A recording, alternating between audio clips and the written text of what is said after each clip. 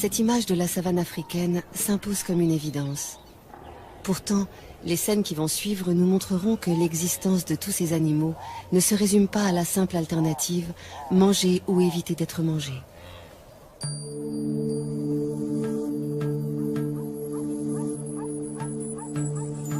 Le jour se lève sur le Masai Mara, une savane arbustive qui s'étend sur 1500 km², près de la frontière de la Tanzanie. La réserve doit sa renommée à l'impressionnante migration des gnous, qui fuient chaque année la sécheresse des plaines tanzaniennes. Au devant de la scène, une troupe de lions conduite par ce couple. Tout autour, les voisins qu'ils côtoient le plus fréquemment, zèbres, gnous, éléphants, impala, girafes.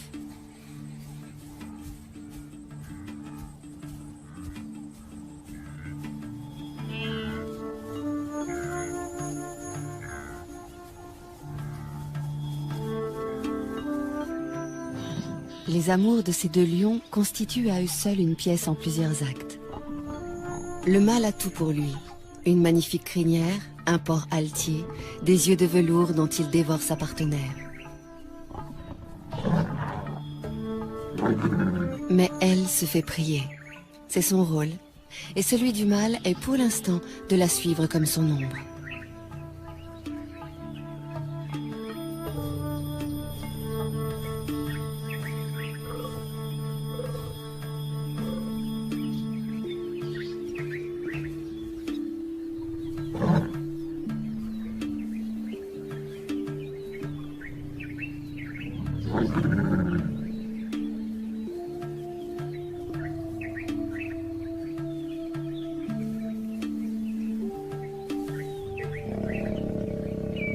Les chaleurs de la lionne durent 4 à 6 jours, avec au moins 24 heures de prémices, approche prudente, présence assidue mais discrète.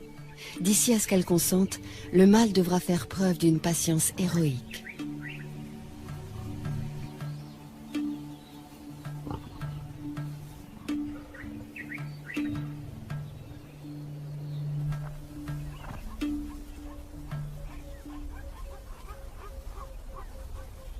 Pourquoi tant d'herbivores dans le Masai Mara?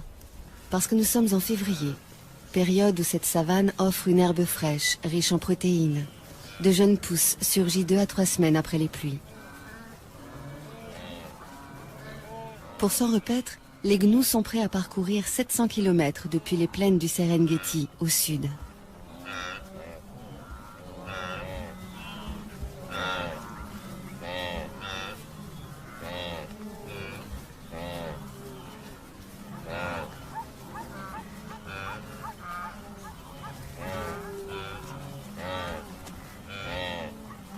Les zèbres font le voyage eux aussi, en bonne compagnie avec les gnous.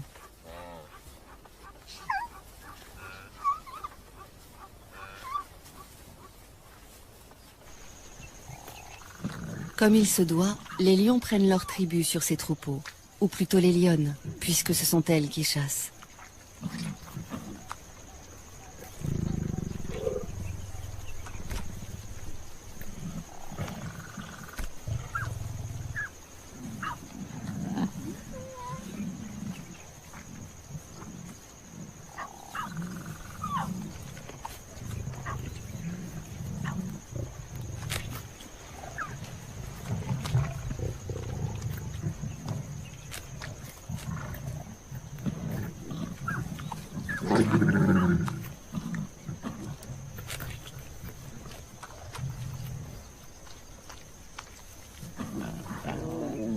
Entre les lionnes, il n'y a pas de préséance. Chacune dévore autant qu'elle peut. Les lionceaux, qui ont encore leurs dents de lait, ne peuvent pas mordre dans la chair comme les grands. Si on les a conviés au festin, c'est pour éviter de les laisser seuls sans surveillance. Et aussi pour les familiariser avec l'odeur du sang, éveiller leur instinct de chasseur.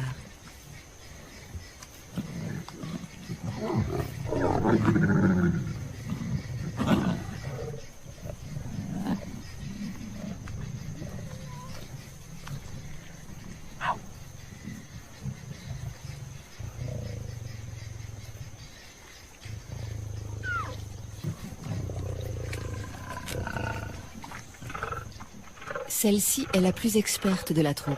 C'est elle qui dirige les opérations lors des chasses collectives. Une fois rassasiée, elle surveille les alentours. Une aussi belle prise pourrait attirer une troupe rivale. Et alors, gare aux petits.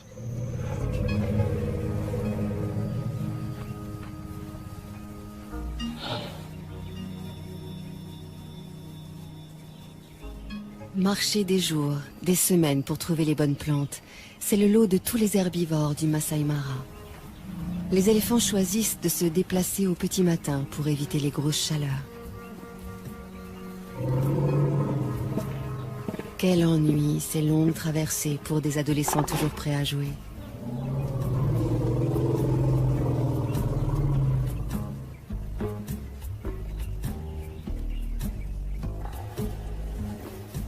C'est la matriarche, une éléphante âgée et expérimentée qui prend systématiquement la tête du cortège. Elle connaît par cœur tous les chemins à emprunter pour parvenir aux sites les plus abondants en nourriture. Elle tolère de loin en loin une récréation. Les jeunes en ont besoin pour s'exercer aux grandes bagarres de l'âge adulte. Mais lorsqu'elle estime qu'il est temps de repartir, personne ne s'attarde. Enfin, presque personne. Cet éléphanteau n'arrivait pas à sortir de sa sieste et il a fallu le secouer un peu.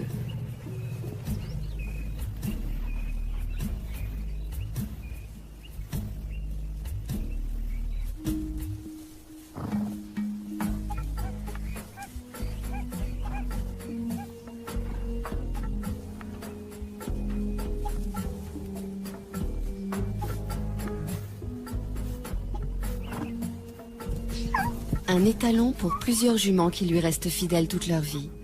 Les petits harems que forment les zèbres de Burchell vivent plutôt harmonieusement, avec juste les querelles d'usage. Du moins tant que ces différentes familles peuvent s'isoler les unes des autres.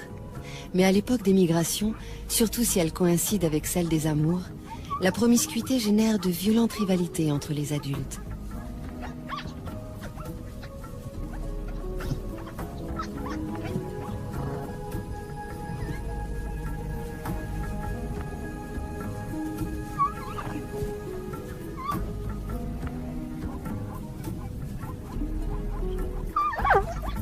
Les poulains s'entraînent le plus tôt possible à ces joutes équestres, pour pouvoir défier un jour le chef d'un harem et échapper, le cas échéant, aux griffes ennemies. Une ruade bien placée peut tuer une lionne.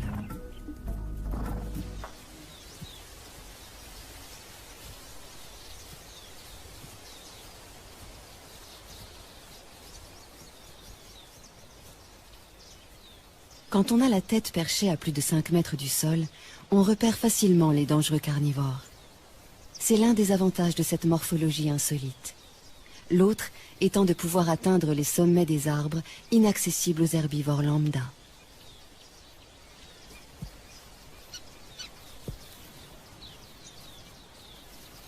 Ces deux girafes de l'espèce Maasai sont des mâles, des rivaux essayant par de curieux balancements de s'intimider l'un l'autre.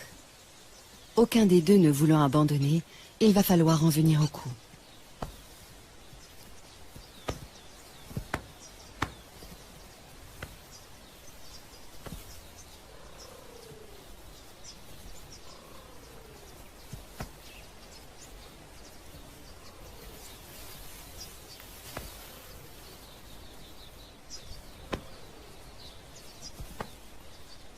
Dire qu'avec ces mêmes gestes, en plus lents et plus doux, un couple de girafes peut se faire la cour.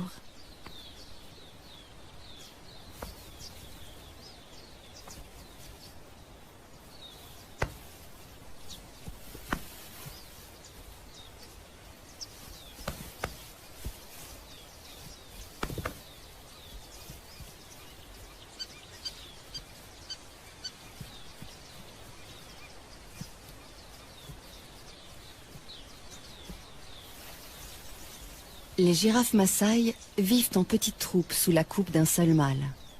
Le but de ces duels, aussi violents soient-ils, n'est pas de blesser l'adversaire, mais d'établir qui est le plus fort, qui pourra prétendre à la place de chef le jour venu.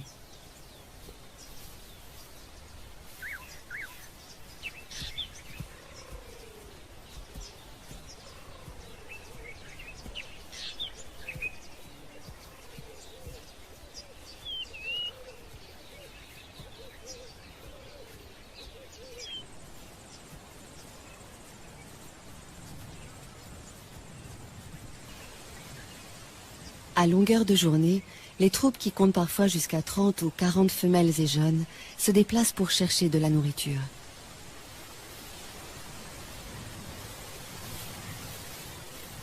Leur plante préférée, l'acacia, qui à lui seul leur apporte toutes les vitamines voulues.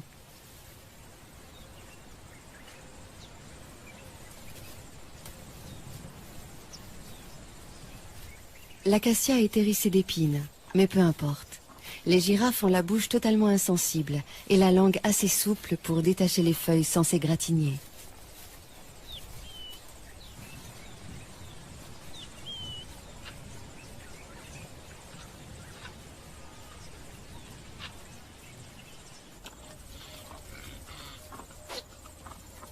Ces cornes joliment annelées font la fierté des mâles impala.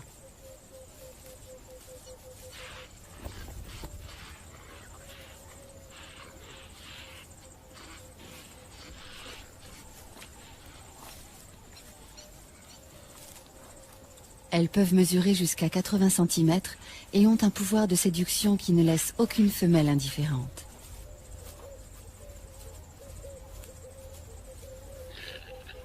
Pourquoi? Parce que la taille de cet attribut révèle la valeur de celui qui le porte et que ces dames veulent avoir affaire au meilleur géniteur.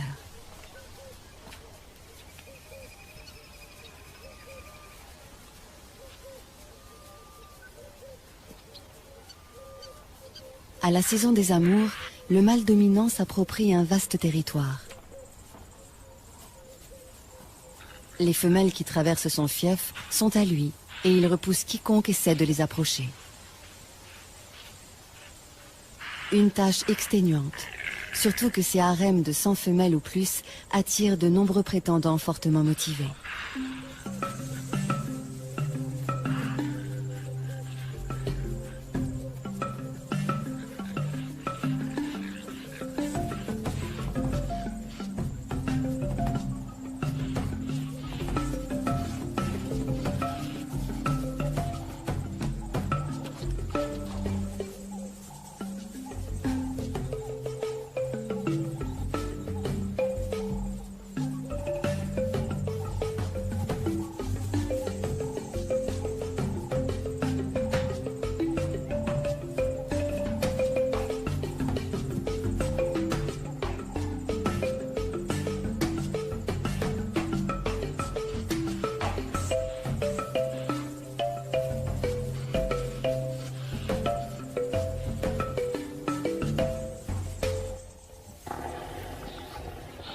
Le soleil est de plus en plus chaud. La matriarche a su conduire sa troupe près d'une zone ombragée où poussent les meilleures graminées de la saison. Ce moment de convivialité incite à échanger. Les éléphants ont une façon très touchante de se saluer ou de se déclarer leur affection mutuelle.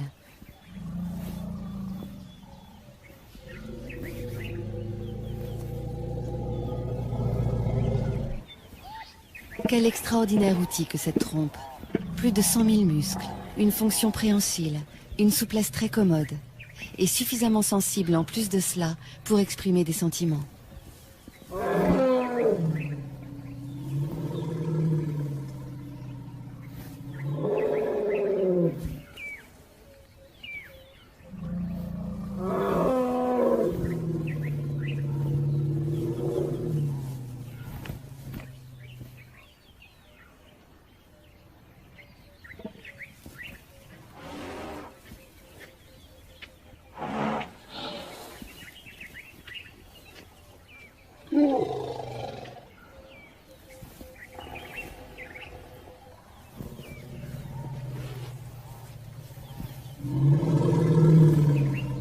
Lors de ces pauses, les éléphantaux restent constamment sous bonne garde.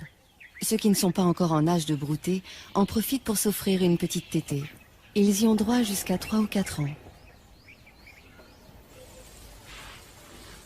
L'autonomie commence bien plus tôt pour les petits impalas. Ils ne sont allaités que pendant 5 mois, après quoi ils doivent brouter comme les adultes et surtout être capables de suivre le mouvement du troupeau. Par contre, pour avoir un territoire à eux, les jeunes patienteront jusqu'à l'âge de 4 ans. Ce temps d'attente se passe au sein de la harde.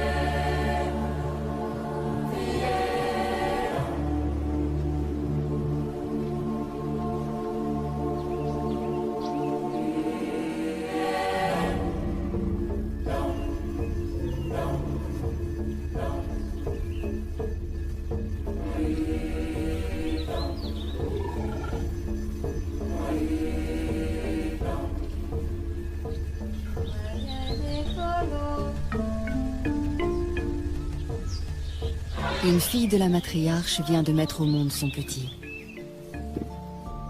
Il est déjà debout, mais bien chancelant encore.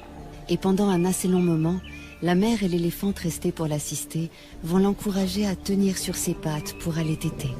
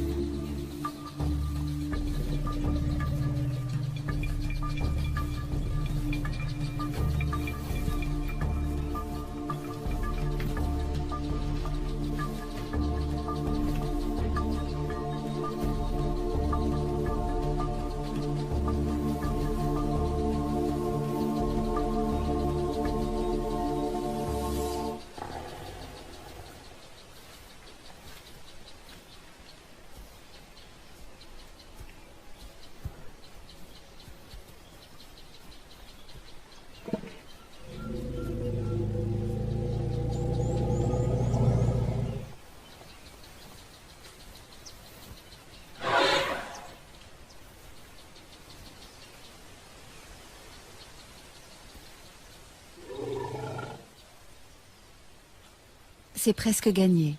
Qu'il tète goulûment et il aura trouvé la force de vivre. Il grandira entouré de sa mère et de ses auxiliaires d'éducation. Tante, marraine, grande sœur. La doyenne de la troupe se charge instinctivement d'entretenir et de transmettre la mémoire collective de la famille. Elle sait où trouver les meilleures étendues d'herbe, aussi bien que les points d'eau. Et à la mi-journée, rien à faire. Il faut boire.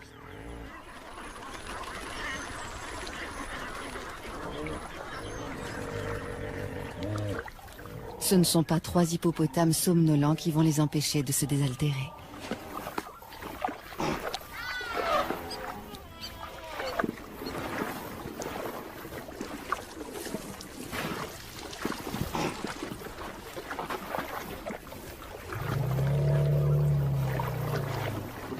« 60 litres d'eau par jour, c'est le minimum pour assouvir sa soif.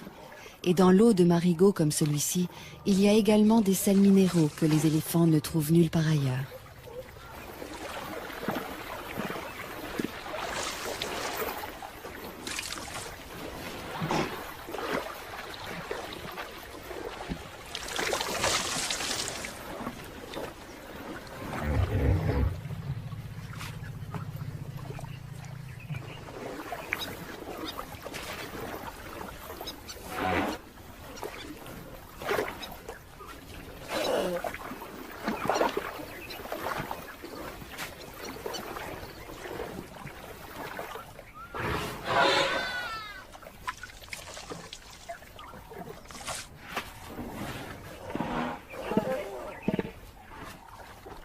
Les mares sont non seulement des abreuvoirs, mais aussi des points fixes où les mâles solitaires peuvent reprendre contact avec la troupe pour éventuellement s'accoupler avec des femelles.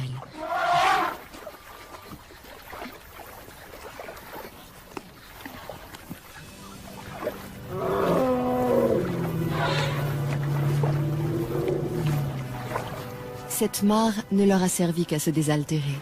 Avec toutes ces lentilles, elle ne se prête pas tellement au bain.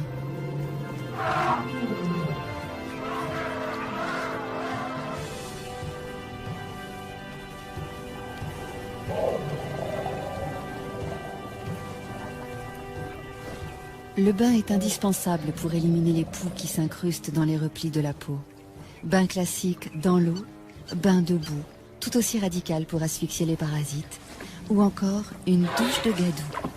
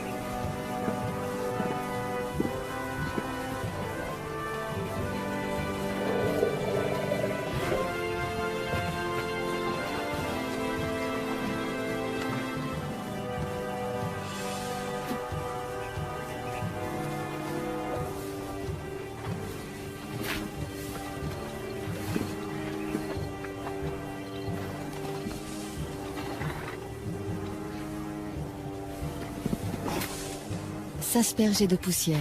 Autre technique pour se débarrasser des bestioles qui vous harcèlent.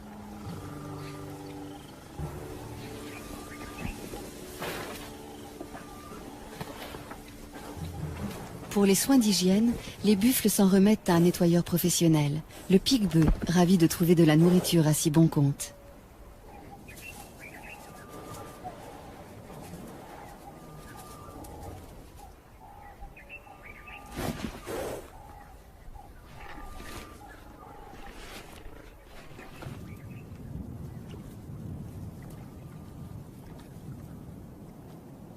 Une sentinelle dans un drôle d'uniforme.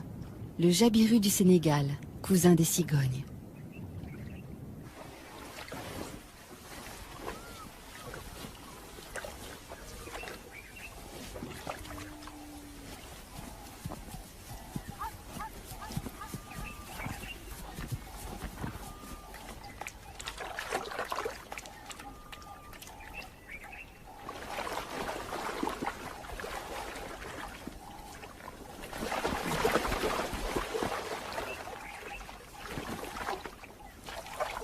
Trouver de quoi boire est une obsession quotidienne pour toutes les espèces de la savane.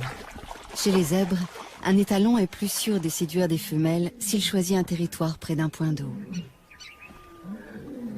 Seulement, du fait même qu'il attire tant d'animaux, un point d'eau est à la fois source de vie et menace de mort. Car souvent les prédateurs sont embusqués non loin.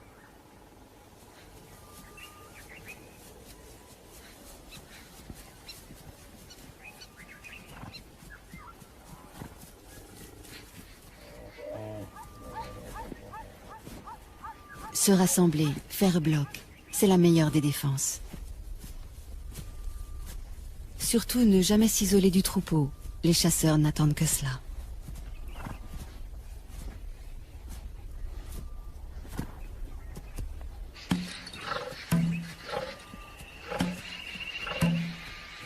Pour une fois, les zèbres se sont affolés inutilement. Les lions venaient juste se désaltérer. La proie qui s'agite tout près, c'est le hasard qui vient de la mettre à leur merci.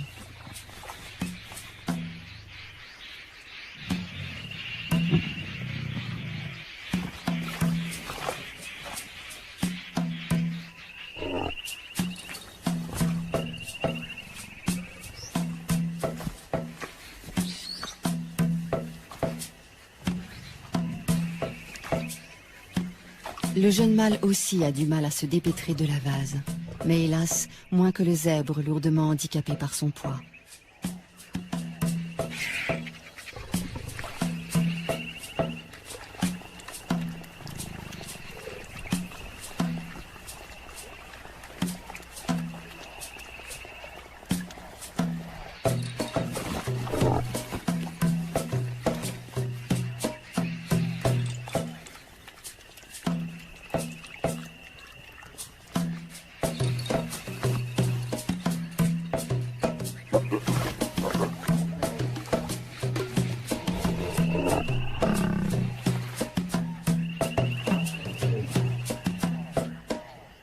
Il aurait besoin d'aide pour la mise à mort, mais les autres semblent hésiter à s'engager dans le bourbier.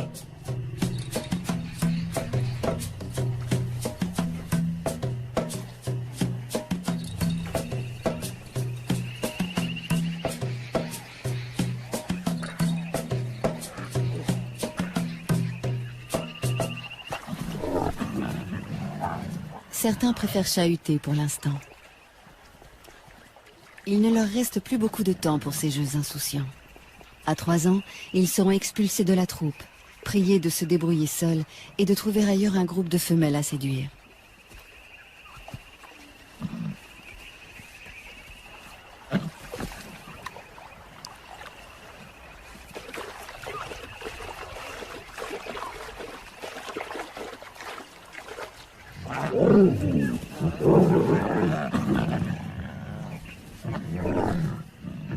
Lorsqu'ils simulent des combats et se chamaillent, ces adolescents préparent leur vie future de mâles dominants et de chasseurs.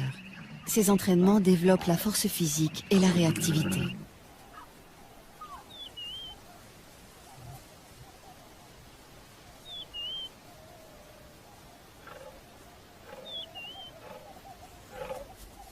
Ow. Quand la troupe est occupée ailleurs, une lionne se charge de garder les lionceaux.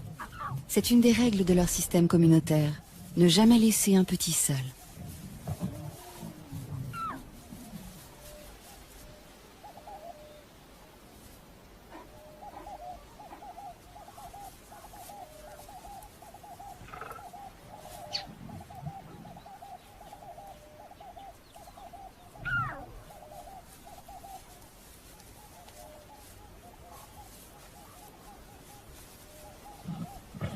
Qu'ils soient les siens ou ceux d'une autre, la lionne les allaite sans aucune discrimination. Chaque femelle de la tribu est à la fois mère, nourrice et marraine. Pourquoi faut-il éviter à tout prix de laisser les lionceaux livrés à eux-mêmes? Par crainte des hyènes, qui peuvent rôder dans la savane, mais aussi à cause des lions eux-mêmes.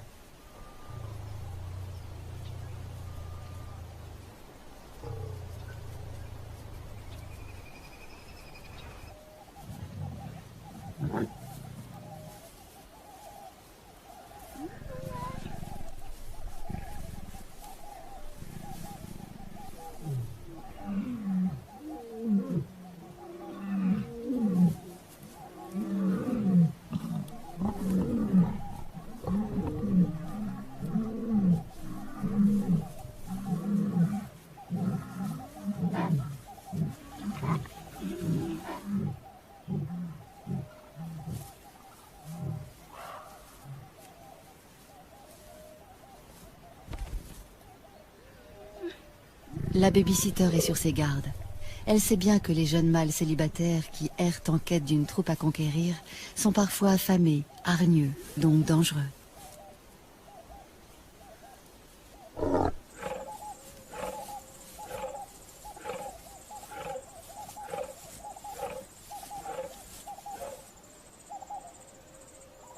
Même lorsqu'il a déjà une ou plusieurs partenaires attitrés, les choses ne sont pas faciles pour un mâle.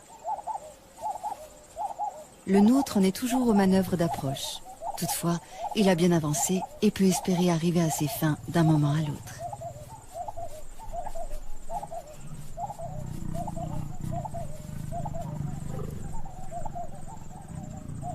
Le premier des quelques 200 accouplements qui auront lieu pendant leur idylle. Désormais, il y en aura un tous les quarts d'heure environ.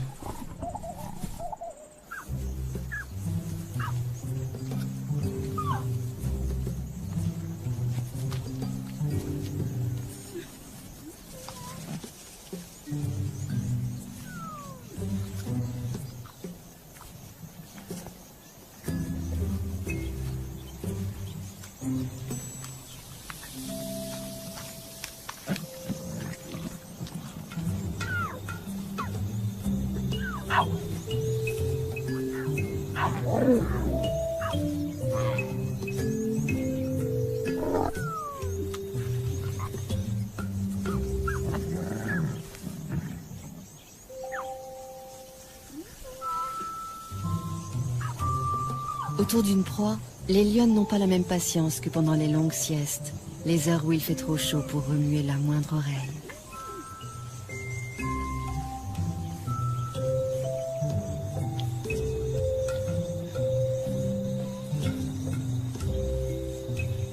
Encore que pour les lionceaux, les siestes se transforment immanquablement en bagarres sans fin.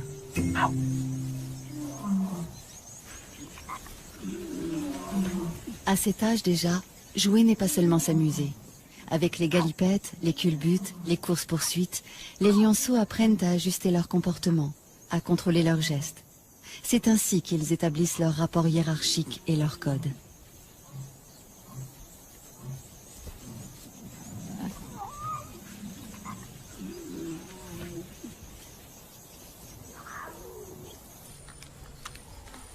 Une carcasse de seconde main, celle d'un gnou à demi dévoré déjà par une tablée de lions. Les éboueurs de la savane ont pris leur place. Une fois abandonnée, une charogne est à tout le monde. Les chacals n'ont pas plus de droit sur elle que n'en ont les marabouts.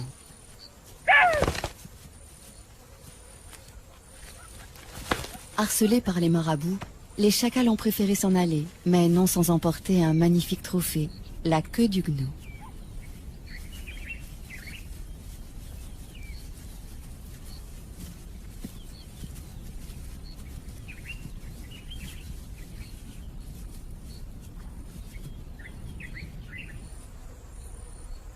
L'un d'eux a eu finalement des regrets. Pourquoi avoir délaissé une si belle proie? La mémoire ne tarde pas à lui revenir.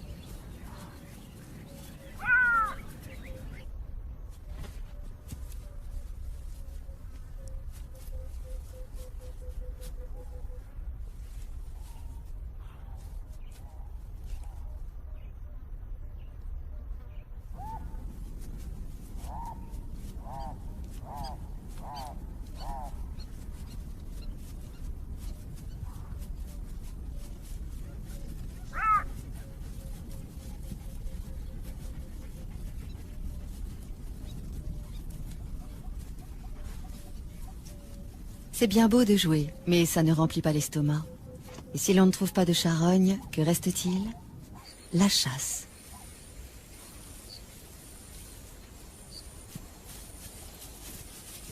Les topis, comme les gnous, savent utiliser cornes et sabots quand il s'agit de défendre leurs petits.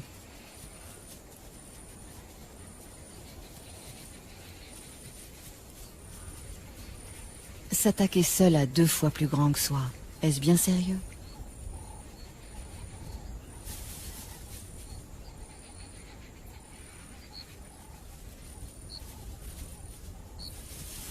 Il faudrait, c'est évident, s'y mettre à plusieurs, mais où sont les renforts?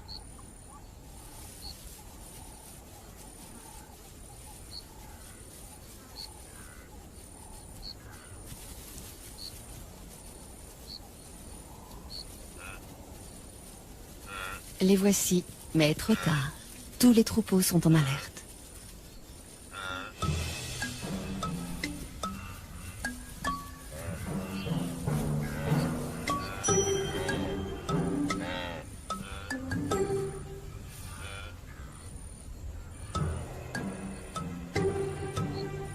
Des gnous, on connaît surtout les immenses cortèges marchant vers leur terre promise.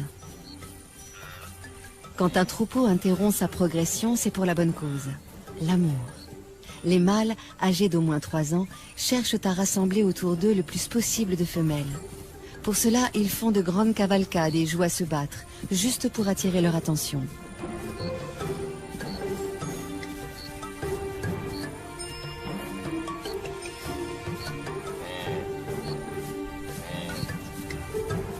La frénésie et la nervosité des gnous les poussent parfois à des comportements étranges, comme dans la scène qui va suivre.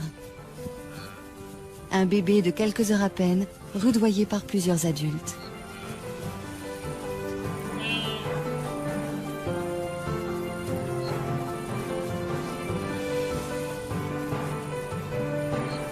Veulent-ils l'entraîner à courir, pour lui apprendre qu'il faut toujours être prêt à fuir ou à suivre le troupeau sans trébucher? Ce n'est là qu'une hypothèse.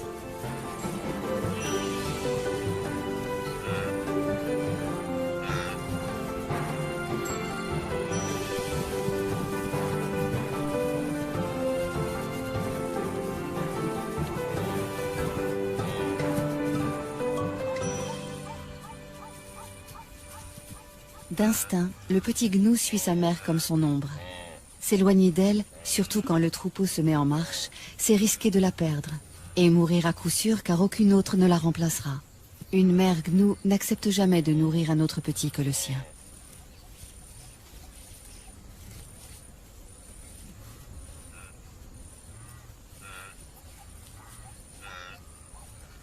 Parce qu'il doit se lancer sans délai dans cette vie itinérante, le bébé gnou est le plus précoce de tous les herbivores.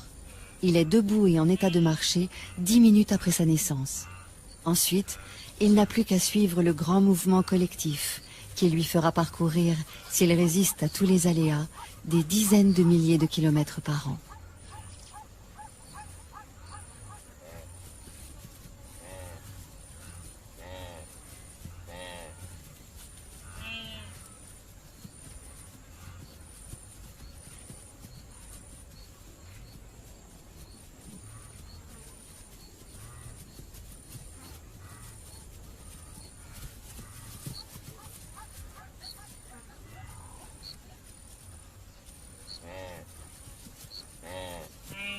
Tous ceux qui parcourent ces plaines herbeuses, que ce soit les gnous en troupeaux denses ou les taupiers et les zèbres beaucoup moins nombreux, tous, excepté les éléphants, ont à craindre évidemment les grands carnivores.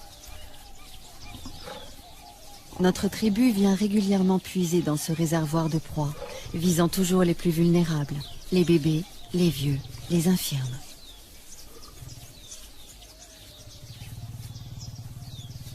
Sans doute les lionnes ont-elles fait bonne chère il y a peu, car la chasse n'est pas à l'ordre du jour. L'humeur est plutôt câline et espiègle.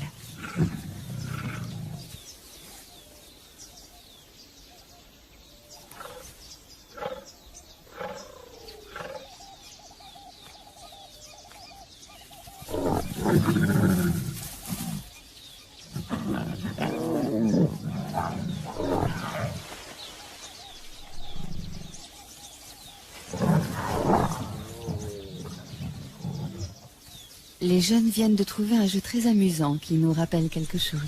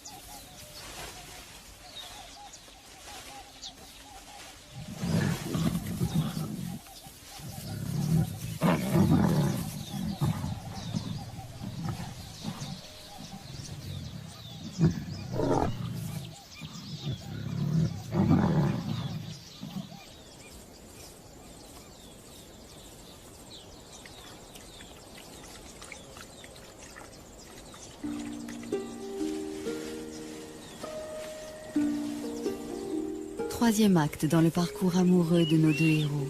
Roméo vient réclamer ou proposer une énième copulation.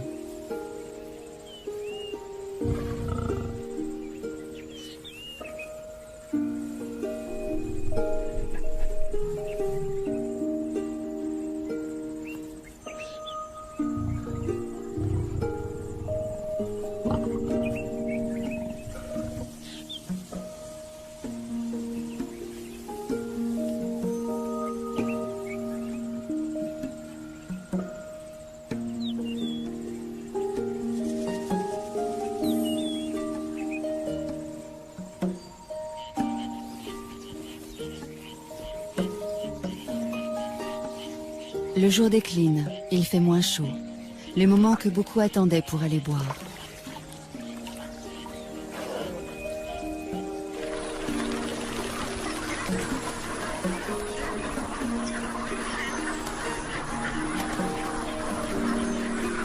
Autour de la mare des lions, tout semble palpiter au ralenti, comme si la fatigue de la journée se faisait sentir chez toutes les espèces. De ce côté, c'est même le repos complet. Certains, on les comprend, ont cédé à l'épuisement.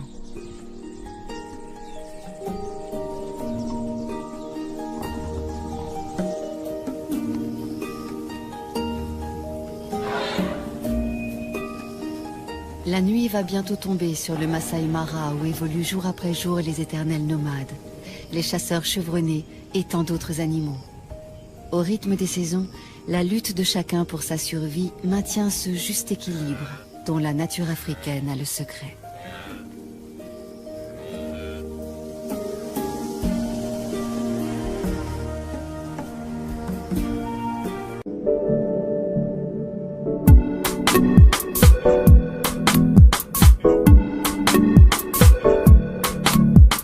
De se saluer ou de se déclarer leur affection mutuelle.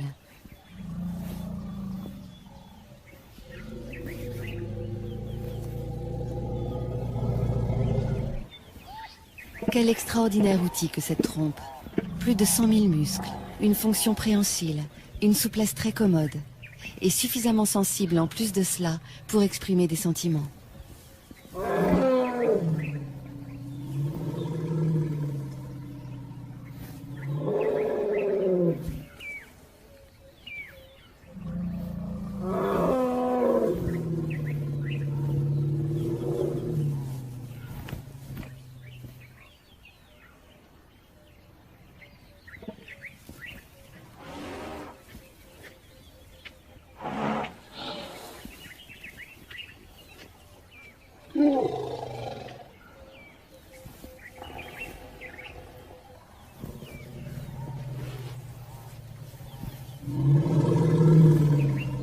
Lors de ces pauses, les éléphanteaux restent constamment sous bonne garde. Ceux qui ne sont pas encore en âge de brouter en profitent pour s'offrir une petite tétée. Ils y ont droit jusqu'à 3 ou 4 ans. L'autonomie commence bien plus tôt pour les petits impalas. Ils ne sont allaités que pendant 5 mois, après quoi ils doivent brouter comme les adultes et surtout être capables de suivre le mouvement du troupeau. Par contre, pour avoir un territoire à eux, les jeunes patienteront jusqu'à l'âge de 4 ans. Ce temps d'attente se passe au sein de la harde.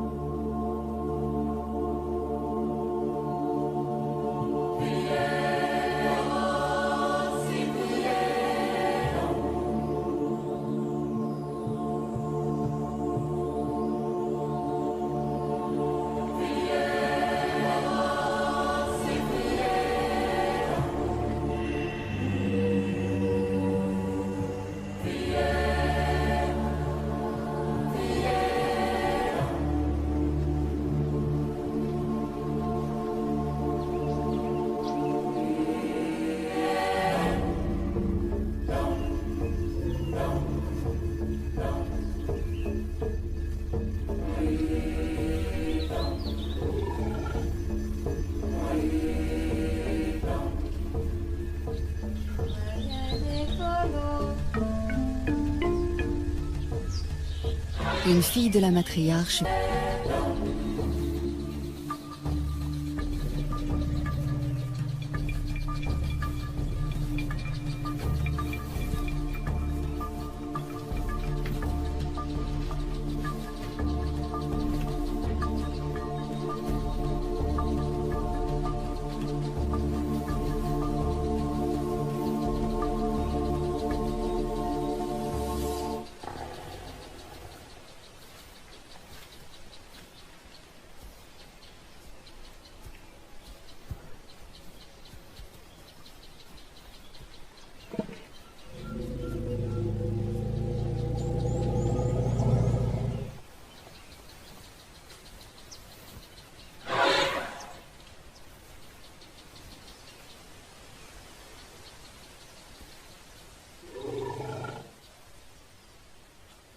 c'est presque gagné. Qu'il tète goulûment et il aura trouvé la force de vivre. Il grandira entouré de sa mère et de ses auxiliaires d'éducation. Tante, marraine, grande sœur. La doyenne de la troupe se charge instinctivement d'entretenir et de transmettre la mémoire collective de la famille. Elle sait où trouver les meilleures étendues d'herbe, aussi bien que les points d'eau. Et à la mi-journée, rien à faire. Il faut boire.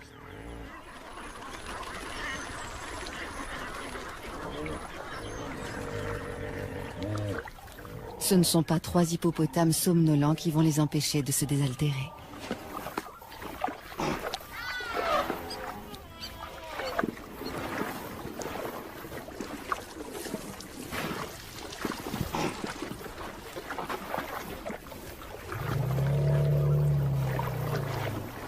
« 60 litres d'eau par jour, c'est le minimum pour assouvir sa soif.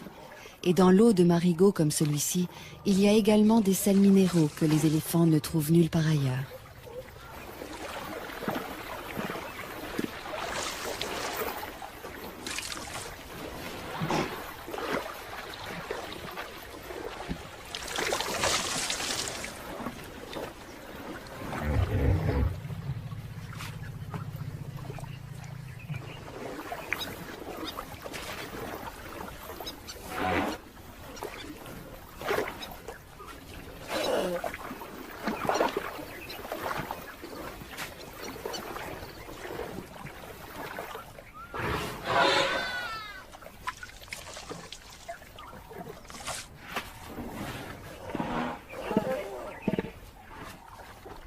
Les mares sont non seulement des abreuvoirs, mais aussi des points fixes où les mâles solitaires peuvent reprendre contact avec la troupe. Les célibataires qui errent en quête d'une troupe à conquérir sont parfois affamés, hargneux, donc dangereux.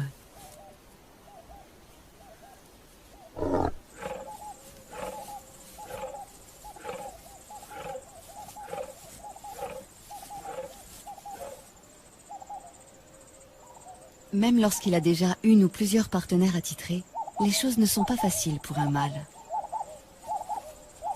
Le nôtre en est toujours aux manœuvres d'approche. Toutefois, il a bien avancé et peut espérer arriver à ses fins d'un moment à l'autre.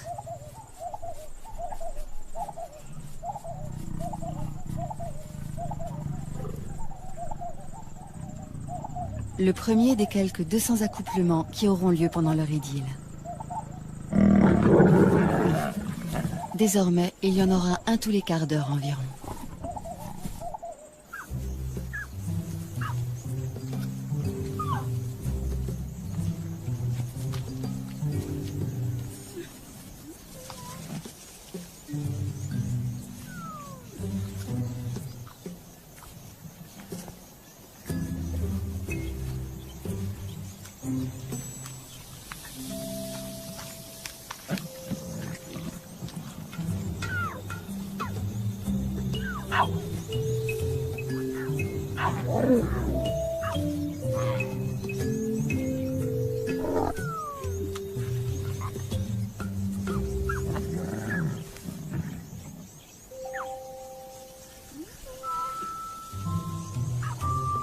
Autour d'une proie, les lionnes n'ont pas la même patience que pendant les longues siestes, les heures où il fait trop chaud pour remuer la moindre oreille.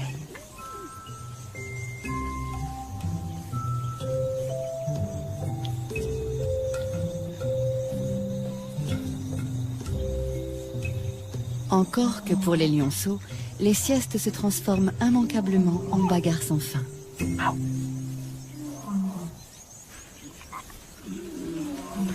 À cet âge déjà, jouer n'est pas seulement s'amuser.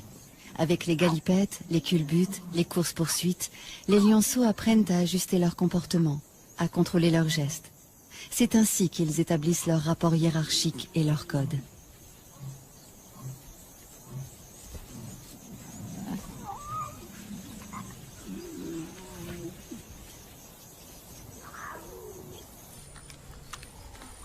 Une carcasse de seconde main, celle d'un gnou à demi dévoré déjà par une tablée de lions. Les éboueurs de la savane ont pris leur place. Une fois abandonnée, une charogne est à tout le monde. Les chacals n'ont pas plus de droit sur elle que n'en ont les marabouts.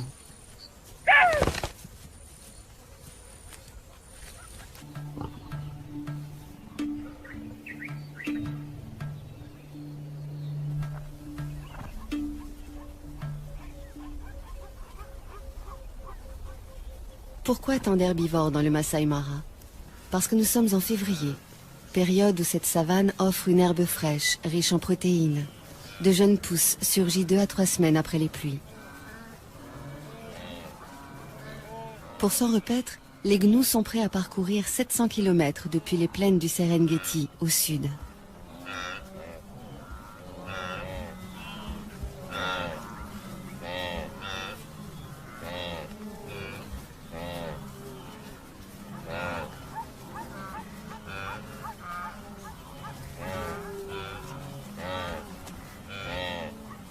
Les zèbres font le voyage eux aussi, en bonne compagnie avec les gnous.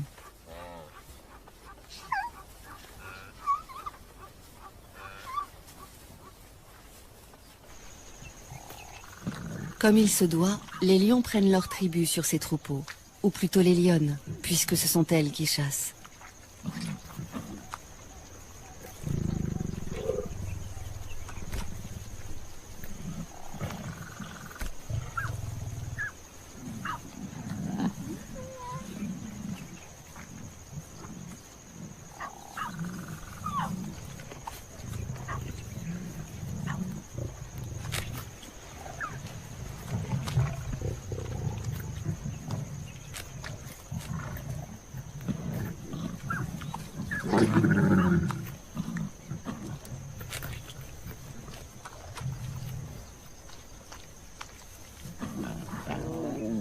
Entre les lionnes, il n'y a pas de préséance. Chacune dévore autant qu'elle peut. Les lionceaux, qui ont encore leurs dents de lait, ne peuvent pas mordre dans la chair comme les grands. Si on les a conviés au festin, c'est pour éviter de les laisser seuls, sans surveillance. Et aussi pour les familiariser avec l'odeur du sang, éveiller leur instinct de chasseur.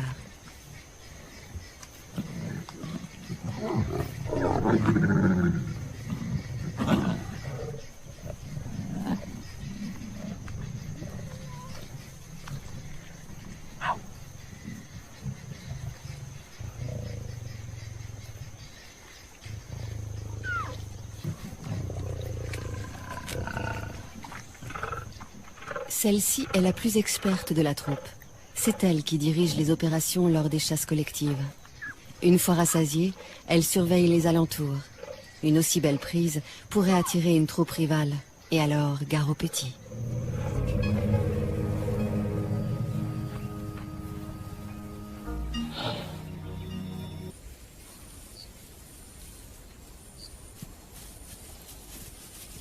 Les topis, comme les gnous, savent utiliser cornes et sabots quand il s'agit de défendre leurs petits.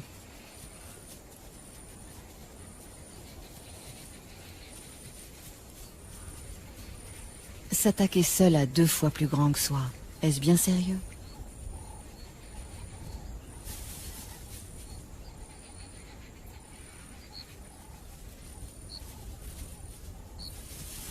Il faudrait, c'est évident, s'y mettre à plusieurs, mais où sont les renforts?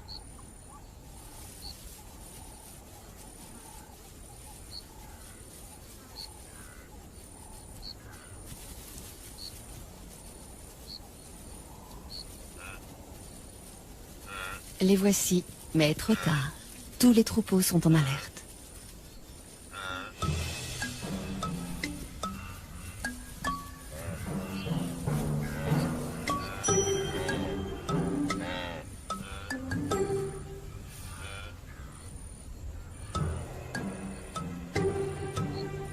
Des gnous, on connaît surtout les immenses cortèges marchant vers leur terre promise. Quand un troupeau interrompt sa progression, c'est pour la bonne cause, l'amour. Les mâles, âgés d'au moins 3 ans, cherchent à rassembler autour d'eux le plus possible de femelles. Pour cela, ils font de grandes cavalcades et jouent à se battre, juste pour attirer leur attention.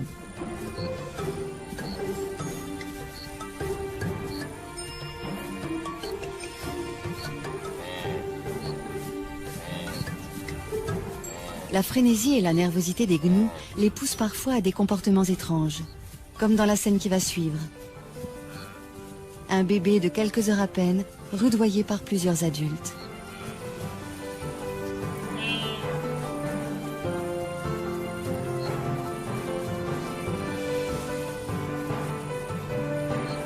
Veulent-ils l'entraîner à courir, pour lui apprendre qu'il faut toujours être prêt à fuir ou à suivre le troupeau sans trébucher?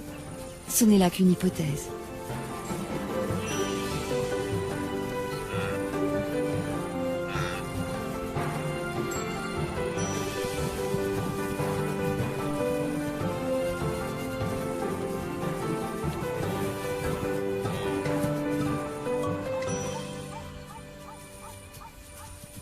D'instinct, le petit gnou suit sa mère comme son ombre.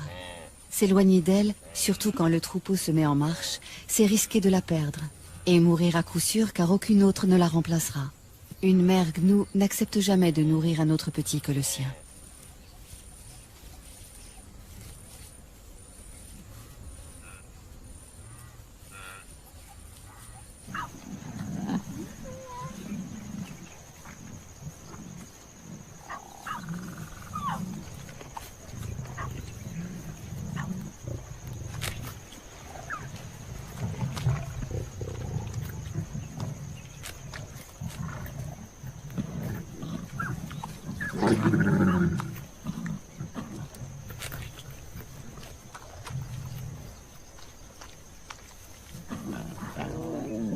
Entre les lionnes, il n'y a pas de préséance. Chacune dévore autant qu'elle peut. Les lionceaux, qui ont encore leurs dents de lait, ne peuvent pas mordre dans la chair comme les grands. Si on les a conviés au festin, c'est pour éviter de les laisser seuls, sans surveillance. Et aussi pour les familiariser avec l'odeur du sang, éveiller leur instinct de chasseur.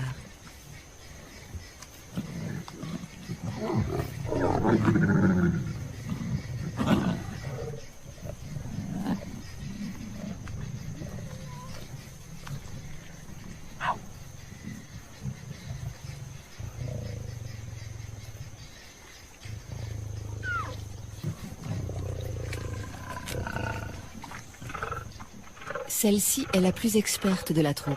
C'est elle qui dirige les opérations lors des chasses collectives. Une fois rassasiée, elle surveille les alentours. Une aussi belle prise pourrait attirer une troupe rivale, et alors gare aux petits.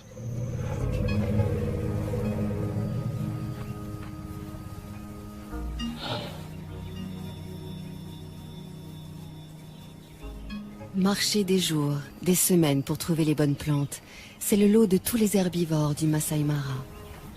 Les éléphants choisissent de se déplacer au petit matin pour éviter les grosses chaleurs.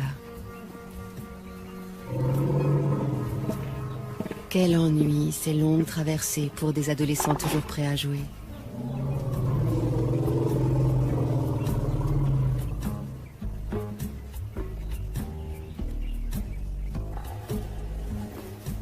C'est la matriarche, une éléphante âgée et expérimentée qui prend systématiquement la tête du cortège.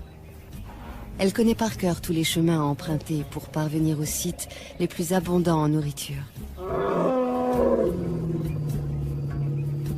Elle tolère de loin en loin une récréation. Les jeunes en ont besoin pour s'exercer aux grandes bagarres de l'âge adulte. Mais lorsqu'elle estime qu'il est temps de repartir, personne ne s'attarde. Enfin, presque personne. Cet éléphanteau n'arrivait pas à sortir de sa sieste et il a fallu le secouer un peu.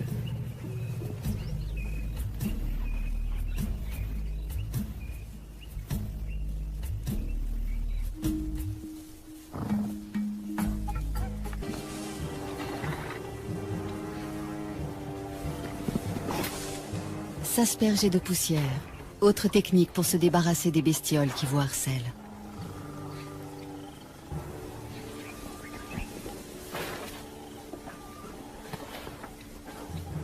Pour les soins d'hygiène, les buffles s'en remettent à un nettoyeur professionnel, le pique-bœuf, ravi de trouver de la nourriture à si bon compte.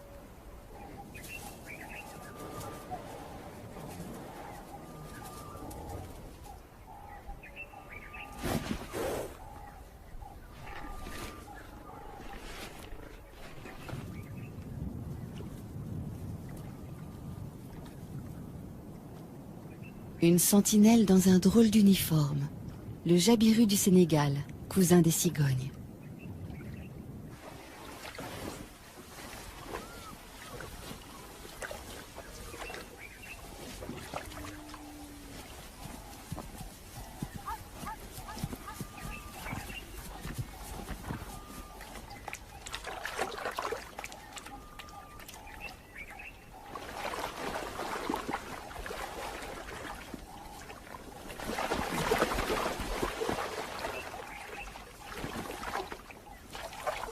Trouver de quoi boire est une obsession quotidienne pour toutes les espèces de la savane. Chez les zèbres, un étalon est plus sûr de séduire des femelles s'il choisit un territoire près d'un point d'eau. Seulement, du fait même qu'il attire tant d'animaux, un point d'eau est à la fois source de vie et menace de mort. Car souvent les prédateurs sont embusqués non loin.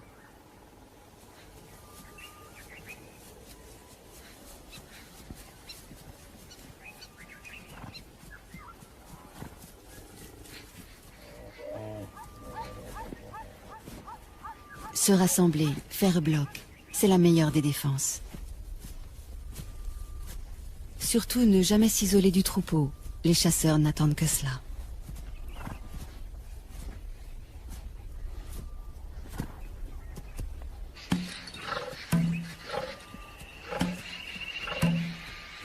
Pour une fois, les zèbres se sont affolés inutilement. Les lions venaient juste se désaltérer. La proie qui s'agite tout près, c'est le hasard qui vient de la mettre à leur merci.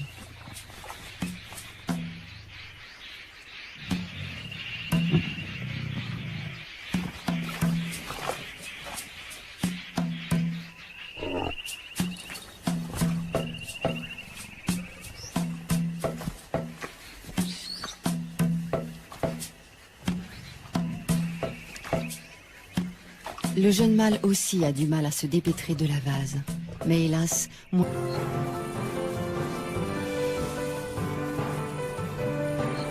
veulent-ils l'entraîner à courir?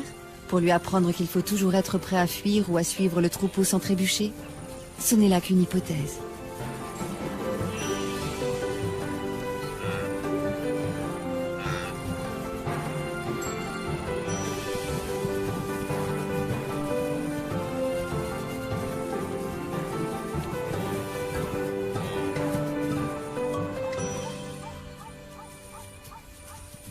D'instinct, le petit gnou suit sa mère comme son ombre.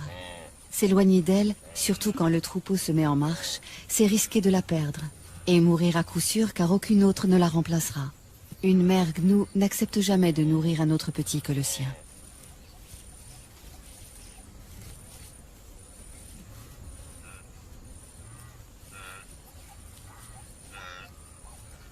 Parce qu'il doit se lancer sans délai dans cette vie itinérante, le bébé gnou est le plus précoce de tous les herbivores.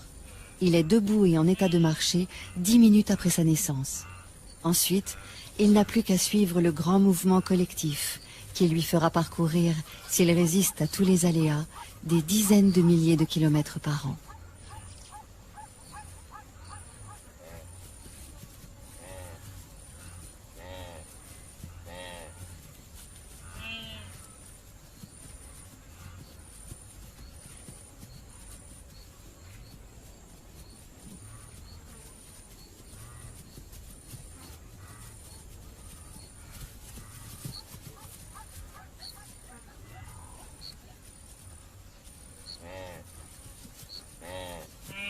Tous ceux qui parcourent ces plaines herbeuses, que ce soit les gnous en troupeau dense ou les taupiers et les zèbres beaucoup moins nombreux, tous, excepté les éléphants, ont à craindre évidemment les grands carnivores. Notre tribu vient régulièrement puiser dans ce réservoir de proies, visant toujours les plus vulnérables, les bébés, les vieux, les infirmes.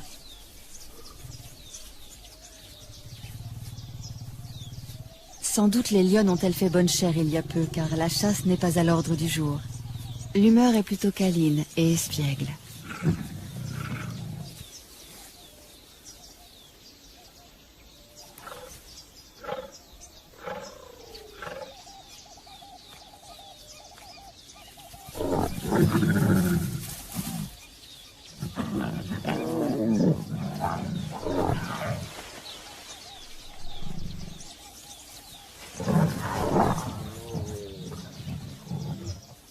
Les jeunes viennent de trouver un jeu très amusant qui nous rappelle quelque chose.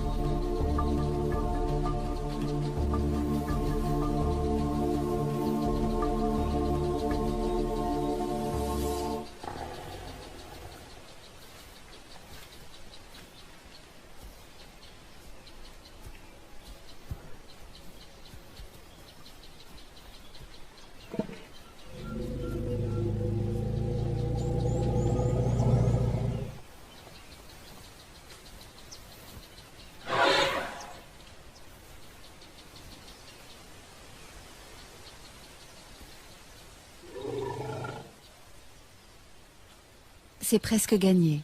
Qu'il tète goulûment et il aura trouvé la force de vivre. Il grandira entouré de sa mère et de ses auxiliaires d'éducation. Tante, marraine, grande sœur. La doyenne de la troupe se charge instinctivement d'entretenir et de transmettre la mémoire collective de la famille. Elle sait où trouver les meilleures étendues d'herbe, aussi bien que les points d'eau. Et à la mi-journée, rien à faire. Il faut boire.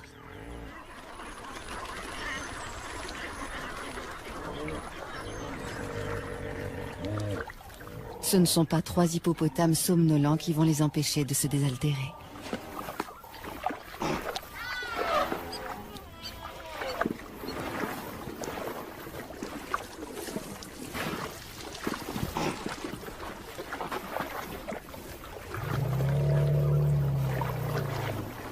« 60 litres d'eau par jour, c'est le minimum pour assouvir sa soif. Et dans l'eau de marigots comme celui-ci, il y a également des sels minéraux que les éléphants ne trouvent nulle part ailleurs.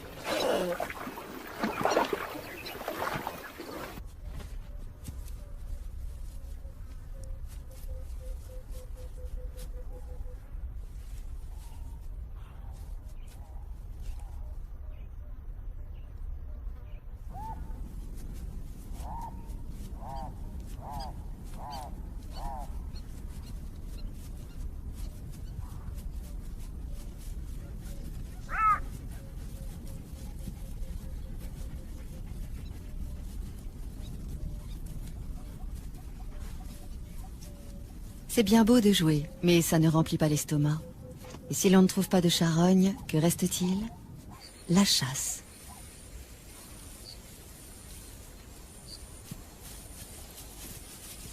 Les topis, comme les gnous, savent utiliser cornes et sabots quand il s'agit de défendre leurs petits.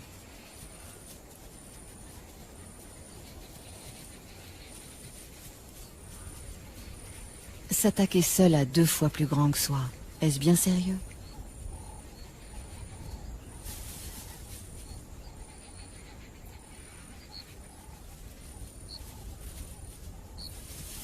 Il faudrait, c'est évident, s'y mettre à plusieurs, mais où sont les renforts?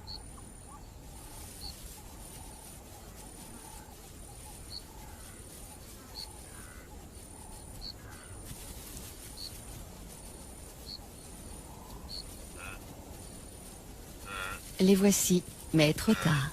Tous les troupeaux sont en alerte.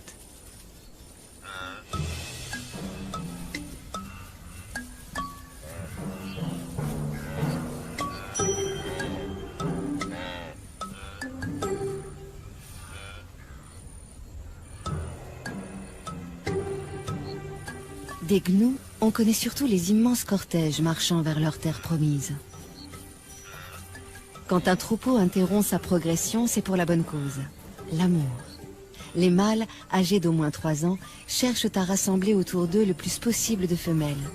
Pour cela, ils font de grandes cavalcades et jouent à se battre, juste pour attirer leur attention.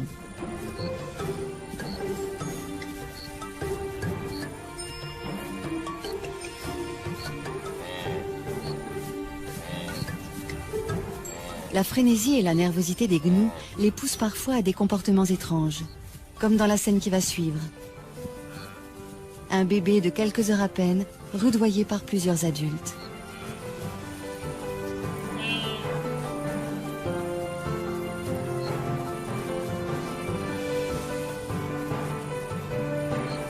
Veulent-ils l'entraîner à courir, pour lui apprendre qu'il faut toujours être prêt à fuir ou à suivre le troupeau sans trébucher? Ce n'est là qu'une hypothèse.